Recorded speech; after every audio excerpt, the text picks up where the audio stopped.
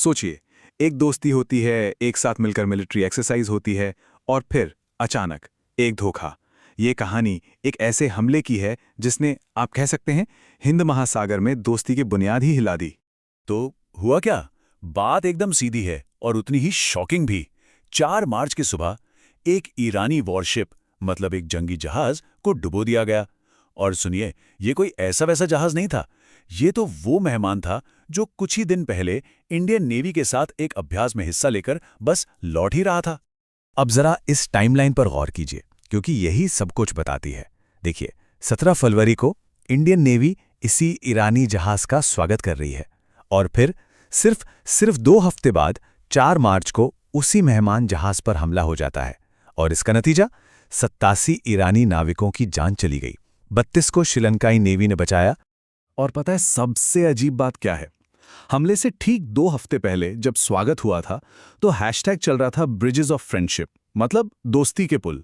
सोचिए, दोस्ती के पुल बनाने की बात हो रही थी और फिर ये हो गया। ये बात इस पूरी घटना को और भी ज्यादा चुभने वाली बना देती है। तो अब सवाल उठता है कि भारत ने इस पर क्या किया? सोर्स के मुताबिक भारत की तरफ से थी पूरी खामोशी। सरकार का ऑफिशियल स्टैंड, आप कह सकते हैं, ये था कि ये हमारा मामला नहीं है। और बस यहीं से इस पूरी कहानी में एक नया मोड़ आ जाता है। तो सवाल तो यही है ना कि आखिर भारत ने ऐसा रिएक्ट क्यों किया? सोर्स का कहना है कि इसका जवाब सिर्फ इस एक घटना में नहीं है। नहीं, इसका जवाब छिपा है भारत की फॉरेन पॉलिसी में आए एक बहुत बड़े एक हिस्टोरिकल शिफ्ट में। अब देखिए, ये समझना बहुत जरूरी है। भारत की हमेशा से एक पॉलिसी रही है, स्ट्रेटेजिक ऑटोनॉमी। मतलब हम अपने फैसले खुद लेंगे, अपने देश के हित में, चाहे इसके लिए हमें अपने किसी दोस्त देश की आलोचना ही क्यों न करनी पड़े। जैसे 1979 में इंदिरा गांधी ने सोवियत संघ की, 2003 में वाजपेयी जी ने अमेरिका की, और 2011 में मनमोहन सिंह ने पश्चिमी देशों की आलोचना की थी। लेकिन सोर्स का कहना है कि अब वो बात नहीं रही। अब ये बैलेंस खत्म हो गया है और झुकाव साफ साफ एक तरफ दिखाई दे रहा है। और इस बदलाव को समझने के लिए सोर्स हमें इन 48 घंटों पर ध्यान देने को कहता है। 25-26 फरवरी प्रधानमंत्री मोदी इजराइल जाते हैं और रिश्ते को स्पेशल स्ट्रेटेजिक पार्टनरशिप का नाम दिया जाता है। और फिर उस विजिट के खत्म होने के ठीक 48 घंटे के अंदर अमेरिका और इजराइल मिलकर ईरान पर हमला कर देते हैं। सोर्स के मुताबिक ये टाइमिंग, ये बस एक इत्तेफाक नहीं हो सकती। और फिर आता है ये बयान। नेतन्याहू ने पब्लिक में मोदी को धन्यवाद दिया इजराइल के साथ खड़े रहने के लिए। सोर्स इसे एक तरह से इस नए अलाइनमेंट का पब्लिक अनाउंसमेंट मानता है। मतलब अब बातें छिपी नहीं हैं। ठीक है, तो ये सब तो हो गया, पर इसका हम पे क्या असर पड़ेगा? मतलब इस फॉरेन पॉलिसी में जो बदलाव आया है, उसका भारत और भारत के आम लोगों के लिए क्या मतलब है? बात तो आखिर हमारी जेब पर भी आती है। तो सबसे पहली चोट पड़ती है भारत की इमेज पर। देखिए, सोर्स ये कहता है कि हम हमेशा से इंडियन ओशन में खुद को गार्डियन या कहिए नेट सिक्योरिटी प्रोवाइडर मानते आए हैं। मतलब इस इलाके की सुरक्षा की जिम्मेदारी हमारी है। पर अब तो हमारे ही आंगन में आकर कोई हमारे मेहमान पर हमला कर गया और हम कुछ नहीं कर पाए। तो हमारी उस गार्डियन वाली इमेज का क्या? अब जरा इसके इकोनॉमिक इम्पैक्ट को समझते हैं। इस पूरे झगड़े का एक बहुत बड़ा नतीजा ये हुआ कि ईरान ने स्ट्रेट ऑफ होर्मुज को बंद कर दिया। अब ये कोई छोटी मोटी गली नहीं है, ये दुनिया का सबसे जरूरी ऑयल रूट है। दुनिया का 20% तेल यहीं से गुजरता है। और इसका बंद होना भारत के लिए किसी बुरे सपने से कम नहीं है। अब सोचें हमारी हालत।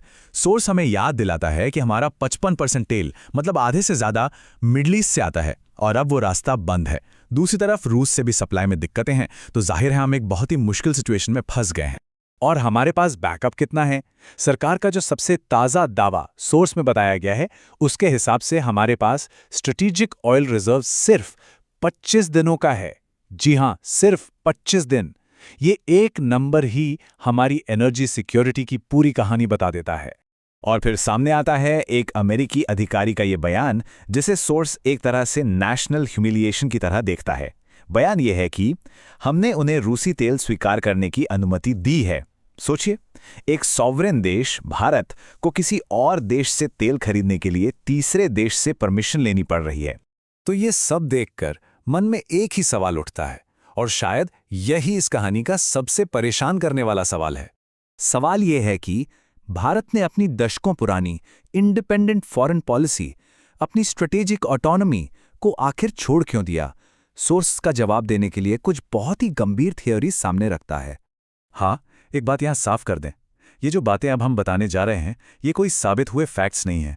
ये सोर्स वीडियो में विपक्ष के नेताओं के लगाए गए आरोप और उनकी थियरीज हैं।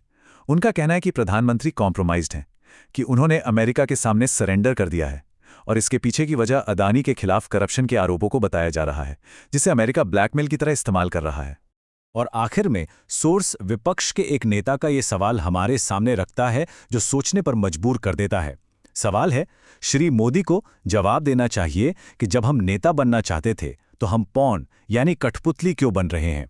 जब सपना विश्वगुरु बनने का था तो हम किसी और के इशारों पर क्यों नाच रहे हैं? ये सवाल आज भी हवा में गूंज रहा है।